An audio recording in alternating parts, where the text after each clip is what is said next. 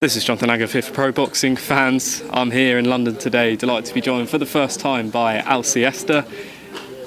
Talk to me about Luther Clay and Chris Kongo, your boy Luther. Let's go again. How did you sort of come into contact with Luther, and you've been there from the beginning? Talk me through it. First of all, boxing fans, welcome. Pleased to meet you. Fantastic. Yeah. Pro boxing fans, yeah, definitely. Pro boxing fans, yeah. Welcome. Luther is our baby. We had him since the debut and before, from a chubby kid in Southampton gym who was doing shadow boxing, and my Russian trainer, Gennady Gordienko, also known as Russian G in Southampton, said, mate, that guy looks a bit like Adrian Broner, the way he moves, but he's a little bit chubby and he's very, very young. That's how it all started. So I approached him, I said, what are you doing, where are you from? He was a full-time student. Did business studies and graphic design in Southampton University, and guys, all the connoisseurs of education forgive me, including parents. I talked the kid out of it eventually and convinced him to take full-time professional boxing career because he is good. And we debuted him 2016 on Myris Bredis' undercard in front of 5,000 or 6,000 people. Luther is not a stranger to big crowds, not a stranger to the travel all over Europe, and he's here today, a WBO global champion, defending the title for the second time, and Chris Kongo gonna have a hell of a time, I can tell you that. Yes, obviously we mentioned it is Chris Kongo on March 28th. In your view, what does Chris possess that's different to what Luther might have faced before? All Chris needs to bring with him is bollocks. If he brings pair of balls, then it's a fight. You know what? Luther is a relentless kid. Chris is a fantastic amateur, great pedigree, great fight selection, great ring IQ, a bit of a puncher, great mover. But man, heart. If he's got the heart, then he's got the fight. If he doesn't have the heart, he's gonna get eaten. I'm telling you that now. I mean, speaking to Luther, he's obviously fought in Italy. He fought at York Hall. I was there to watch his win over Freddie Kiewit. What would you describe as his pro journey so far? Good pro journey. I mean, we had one hiccup, but which played in our advantage. It was in Georgia or Abkhazia, some sort of half-legal territory, but very nice people, where we got robbed by the local commission. And that's it. Great, smooth. We're looking after him. He's well looked after, and he's developing correctly. Let's say that, yeah. So the pro journey was smooth so far. I mean, for us it's smooth, but we're Russian, Sandy. We're Russian, we're European, we're Brits, we universal, united colors of Benetton. We've got our own opinion about how we need to build our fighters, you see. We take risks, let's say that. For me, if you lost, it doesn't mean you finish. You know what I mean? I mean, for Luther, should he beat Chris Kongo? There's obviously a really good domestic scene at welterweight. You've got obviously Conor Ben was on the table, Josh Kelly. There's other huge names about.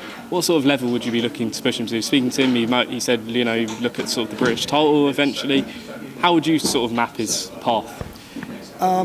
First of all, Luther needs to beat Chris Kongo, of course.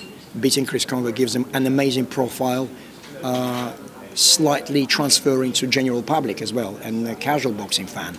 But overall, I think Chris Kongo is the gatekeeper, if you can say that, of the circumstance where Luther's popularity can bring him bigger fights. Talking Conor Ben, I don't know, Josh Kelly's fighting David Avanesyan is almost like a world title fight, it's EBU. But preliminary, yes, he can potentially fight Conor, which I'd like to fight that. I'd like to have that fight, but let's just focus on Chris Kongo. Chris Kongo is a serious operator, You mentioned Josh Kelly and David Avanesyan. Yeah. Great matchup. Good to see it back on, of course. Break that fight down for me. A lot of people saying David Avanesyan is the favourite going in. How do you see it? Yes, David Avanesyan is the favourite. Josh needs to watch out for phenomenal body work. David is quite a good mover. He can punch. He's got great timing. Hopefully no one died there. He's got great timing. But Josh also a very good mover, great amateur pedigree. But you see, the most hardest part about that fight is that David is Russian Armenian, and they cut a bit like myself. But I'm not a fighter. But I know these people. They cut from a different cloth. So Josh will have to bring it. And I can see in Josh's eyes, you know, David is ready. I know David for a very long time. I can see it in his eyes, he is ready. He can't wait for that to happen.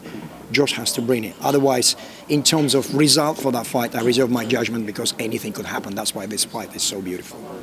Just talk me through sort of your journey into boxing quickly. Not saying to go through it all, but I understand you're also involved matchmaking for Matchroom, etc. Talk me through sort of your role other than what you do for Luther. I was a gigging musician, producer, recording engineer, songwriter, and fell in love with boxing. Boxing fell into my lap, basically. I substituted some old trainer and the manager, took someone to Russia, and the show that taken that it was Nathan King, by the way, the Welsh journeyman, and I took him to Moscow 2013, and it was WOB, which is World of Boxing show, massive European title, huge arena, 10,000, and that was was my entry into boxing.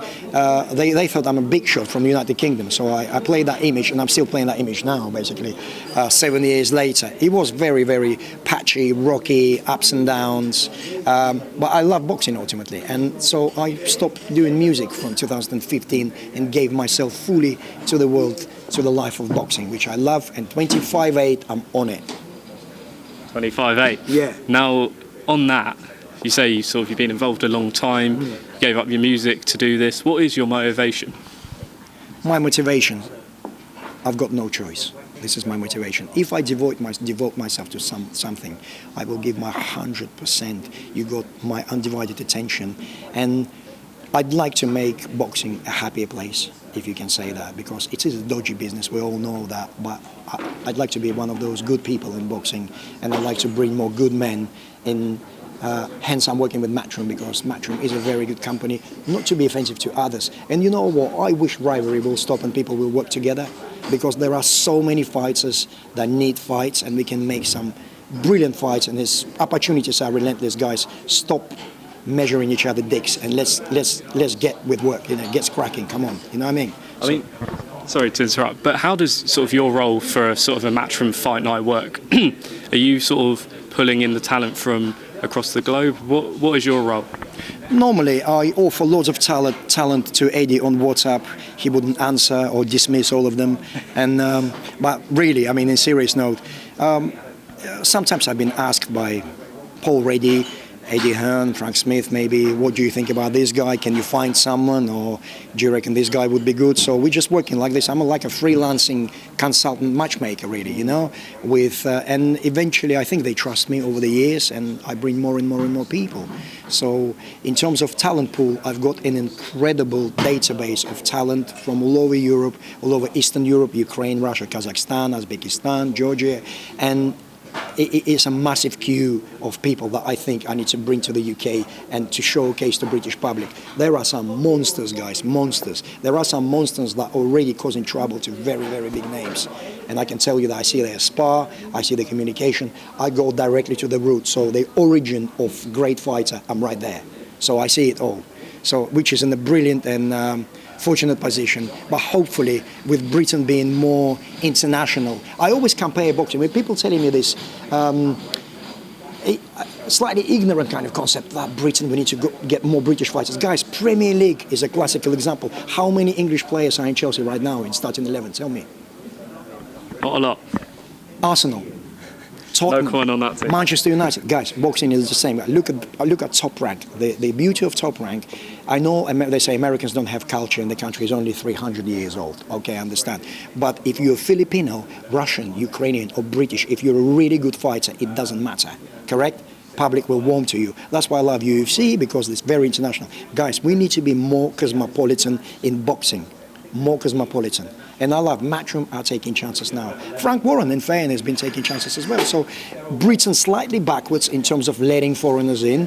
And you understand, not with Premier League. Premier League is the best there. I mean, just want to big up United Kingdom. I've been here 25 years in terms of race, religion, political beliefs, and the freedom. This country is officially #1 in the world.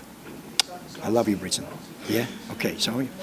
Just as you mentioned, you're spotting talent in all of these different countries that us Brits may not know where they are. Which country would you say is sort of the most pool of talent that we may not know about? I'm looking after Russian national team on March Olympic qualifiers in London, and there are some monsters, absolute monsters. If they would have lasted distance, talking 6, 8, 10 rounds, because they do these smaller competitions, animals.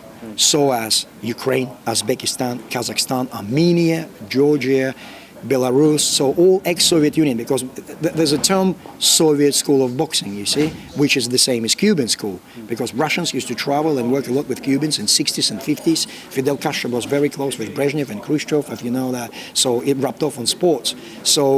And now, with open borders for very, very long time, American school is mixing up, and we seems to be sponging it in very well. And that's hence light heavyweight division is completely Soviet Union, as you know, apart from Canelo intruding. But it's Mexicans, and Mexicans, they're like Eastern Europeans because they're hardworking people, don't get lots of opportunities. Man, it's all about the streets, it's all about the opportunities. Like in Philippines, boxing rings are on the street everywhere.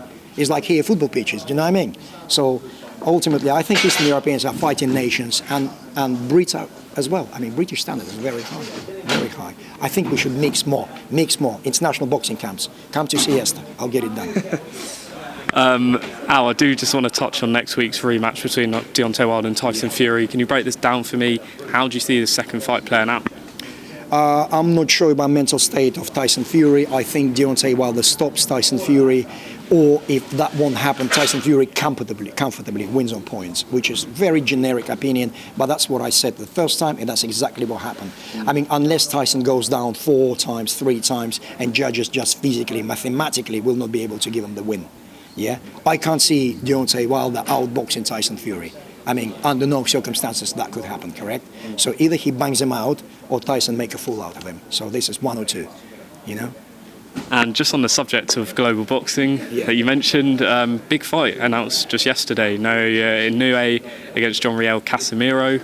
Fantastic unification fight. How would you see that fight playing out? It's like 2 Asian cockerels gonna will be killing each other. You know, them Chinese cockerel fights. Yeah, that's what it is, man. Inoue doesn't hold back, neither Casemiro, and we've seen it with Edwards, with Charlie Edwards. It was very early for Charlie, but he took as a man and became a world champion after. But Casemiro is a real deal, but Inoue is a next level. So I can imagine. I fancy Inoue, but these are Asian warriors, samurais. I'm telling you. Kamikazes, man. Does he make your top 3 pound for pound in the world? If not, who would be in your top 3? After that performance against Nonito Donaire, definitely. So Donaire really surprised me as well. My pound for pound will be, if not, Canelo wouldn't be messing around a little bit with picking and choosing and doing this clever navigation, commercial kind of business. He would be definitely in my top 3. I'd say, okay, Lomachenko number 1, probably Canelo number 2, Alexander Usyk just on sheer charisma and the potential that I know he possesses, that guy will be number 3. Then probably Anthony Joshua because of the comeback and unification and so on and so forth. I mean, not unification, but getting all his titles back.